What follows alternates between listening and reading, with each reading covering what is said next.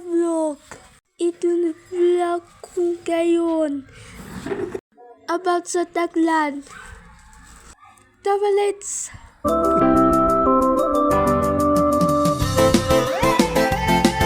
Natin 1 month ago yung hinarvest natin at bininta natin yung mga dahon. Tara, let's!